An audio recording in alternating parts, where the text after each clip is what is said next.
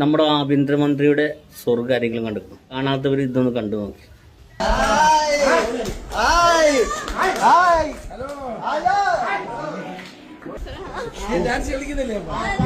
അല്ല, നീ എവിടെ കണ്ടില്ലല്ലോ? ജ്യോതിഷം കാണുമോ? കൊള്ളാവോ?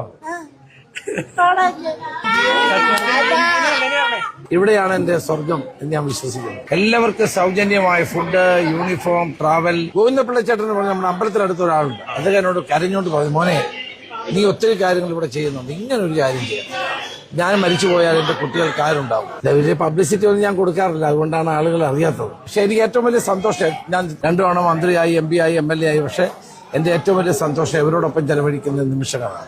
ഭയങ്കര സ്നേഹമാണ് എന്നോട്. ഇവിടെ എന്റെ മണ്ഡലത്തിൽ ധാരാളം ഡിഫറന്റ്ലി ഏബിൾഡ് ആയിട്ടുള്ള കുട്ടികളുണ്ട് എന്നുള്ള കണ്ടെത്തലിലൂടെയാണ് ഇങ്ങനൊരു സ്ഥാപനം ആരംഭിക്കാൻ ആഗ്രഹിച്ചത്. ശൂന്യതയിൽ നിന്നാണ് ഞാൻ ഈ സ്ഥാപനം ആരംഭിച്ചത്. ഇന്ന് ഇവിടെ സ്വർഗമാണ്.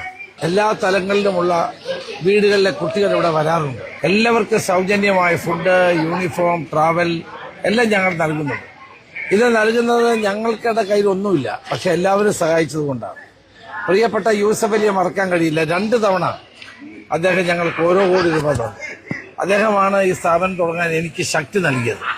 പിന്നെ അമ്പലപ്പുഴ ശ്രീ ഹരികുമാർ ഉൾപ്പെടെ ധാരാളം ആളുകൾ ഇപ്പോൾ സഹായങ്ങൾ നൽകുന്നുണ്ട്.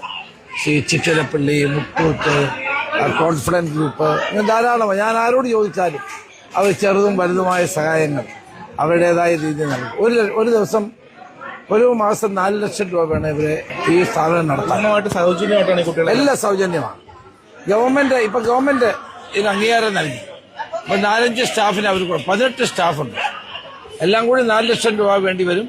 പിന്നെ ഫുഡ് വേണ്ടി വരും, ഇൻഷുറൻസ് വേണ്ടി വരും, എല്ലാം ഉണ്ട്. പക്ഷെ എങ്ങനെയോ ഇത് ദൈവത്തിന്റെ അനുഗ്രഹം കൊണ്ട് നടന്നു പോവാണ്. എങ്ങനെ നടക്കുന്നത് എനിക്ക് തന്നെ അറിയില്ല. മനസ്സിൽ ഇങ്ങനെ തോന്നാൻ കാരണം എന്തോ? ഇങ്ങനെ ഒരു ഇവിടെ ഇത്തരം ധാരാളം കുട്ടികളെ വീടുകളിൽ പൂട്ടിയിടുകയും, ഗോവിന്ദപിള്ള ചേട്ടൻ പറഞ്ഞ നമ്മുടെ അമ്പലത്തിനടുത്ത ഒരാളുണ്ട്. അദ്ദേഹം എന്നോട് കരഞ്ഞോണ്ട് പറഞ്ഞു, മോനെ നീ ഒത്തിരി കാര്യങ്ങൾ ഇവിടെ ചെയ്യുന്നുണ്ട്, ഇങ്ങനൊരു കാര്യം ചെയ്യാം. ഞാൻ മരിച്ചു പോയാൽ എന്റെ കുട്ടികൾക്ക് ആരുണ്ടാവും. അത് വാക്ക് എന്റെ മനസ്സിൽ ഭയങ്കരമായിട്ട് സ്പർശിച്ചു. മറ്റു സ്ഥലങ്ങളിലൊക്കെ കന്യാസ്ത്രീ അമ്മമാര്, മഠങ്ങള്, അല്ലെങ്കിൽ ക്രൈസ്തവ സഭകള്, അല്ലാത്ത വ്യക്തികളൊക്കെ നടത്തുന്നു. അപ്പൊ അതെനിക്കൊരു എന്റെ മനസ്സിൽ തട്ടിയ സാർ ഗോവിന്ദപിള്ള ചേട്ടന്റെ വാചകം. അത് കഴിഞ്ഞിട്ട് ഞാൻ ചോദിക്കാൻ 1 ലക്ഷം രൂപ എടുത്ത് എനിക്ക് പുള്ളിയുടെ പെൻഷനും തന്നു, ഇത് തുടങ്ങണമെന്ന് പറഞ്ഞു. അപ്പൊ അന്ന് മുതൽ എന്റെ മനസ്സിൽ ഇത് തുടങ്ങണമെന്നുള്ള ആഗ്രഹമായി. അപ്പൊ അങ്ങനെ ഞങ്ങളിപ്പോ ആരംഭിച്ചതാണ്. ആരംഭിച്ചിരുന്ന ഏറ്റവും നല്ല പ്രസ്ഥാനമാണ്. എത്ര കിലോമീറ്റർ ചുറ്റുമുള്ള കുട്ടികൾ? 10-15 കിലോമീറ്ററിനുള്ള കുട്ടികളെ ഇവിടെ കൊണ്ടിരുന്നു. സ്കൂൾ ബസ് ആയതുകൊണ്ട്. സ്കൂൾ ബസ്സുണ്ട്, MLA ഫണ്ടിൽ കൊടുത്താണ്.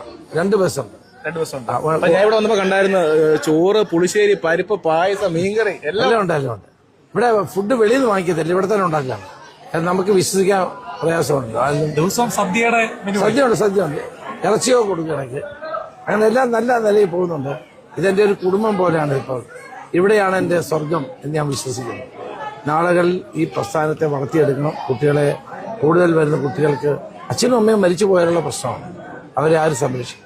അപ്പൊ അവർക്കുള്ള റെസിഡൻഷ്യൽ സംവിധാനം കൂടി ഉണ്ടാക്കും. പക്ഷേ ഈ കുട്ടികളൊക്കെ ഭയങ്കര മിടുക്കന്മാരാണ്.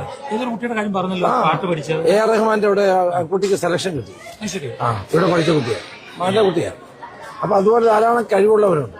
നല്ല ചിത്രം വരയ്ക്കുന്നവരുണ്ട്, പാട്ട് പാടുന്നവരുണ്ട്, ഡാൻസ് ചെയ്യുന്നവരുണ്ട്. എനിക്ക് ഏറ്റവും ഇഷ്ടം ഇവിടെയാണ്. MLA എനിക്കൊന്ന് ആദ്യമായിട്ടാണ് ഇങ്ങനെ ഒരു സ്ഥാപനം ചെയ്യുന്നത്. എന്റെ അറിവിൽ ആദ്യമായിട്ടാണ്. വലിയ പബ്ലിസിറ്റി ഒന്നും ഞാൻ കൊടുക്കാറില്ല, അതുകൊണ്ടാണ് ആളുകൾ അറിയാത്തത്. പക്ഷെ അതിനേക്കാളൊക്കെ ഉപരിയായി ഈ നാട്ടിലെല്ലാവർക്കും അറിയാം. പിന്നെ എല്ലാവരും അവരുടെ വീട്ടിൽ കല്യാണം ഉണ്ടെങ്കിലോ മരണം ഉണ്ടെങ്കിലോ ഒക്കെ ഈ കുട്ടികളെ ഓർക്കും, ഭക്ഷണം കൊടുക്കും. അങ്ങനെയൊക്കെ നല്ല കാര്യങ്ങളൊക്കെ നടക്കുന്നു. ഈ അടുത്ത സമയം ചങ്ങനാശ്ശേരി വെച്ച ഒരാൾ എന്നോട് പറഞ്ഞു, സാറിന്റെ അവിടെ എന്റെ കുഞ്ഞുങ്ങളെ താമസിപ്പിക്കാൻ വേണ്ടി. ഞാൻ പറഞ്ഞു, ഞങ്ങൾ പണിഞ്ഞു കഴിഞ്ഞിട്ട് റെസിഡൻഷ്യൽ സംവിധാനം ഉണ്ടെങ്കിൽ വെളിയിൽ നിന്നും ആളുകളെ എടുക്കാൻ നോക്കും. അപ്പൊ അതൊരു നമ്മുടെ മനസ്സിന്റെ ഒരു ആഗ്രഹമാണ്. പക്ഷെ എനിക്ക് ഏറ്റവും വലിയ സന്തോഷം, ഞാൻ 2 തവണ മന്ത്രിയായി, MP ആയി, MLA ആയി. പക്ഷെ എന്റെ ഏറ്റവും വലിയ സന്തോഷം ഇവരോടൊപ്പം ചെലവഴിക്കുന്ന നിമിഷങ്ങളാണ്. ഭയങ്കര സ്നേഹമാണ് എന്നോട്. അവർ കണ്ടില്ലേ, കെട്ടിപ്പിടിക്കുക, ഉമ്മ വെക്കുക, അവർക്ക് ഭയങ്കര ഇഷ്ടമാണ്. 8 വർഷമായി. 8 വർഷമായി. 8 വർഷമായി. പക്ഷെ ഞങ്ങളൊക്കെ ആദ്യമായിട്ടാണ്. അതറിയില്ല, നമ്മളങ്ങനെ പബ്ലിസിറ്റിക്ക് കൊടുക്കേണ്ട കാര്യമൊന്നുമില്ല.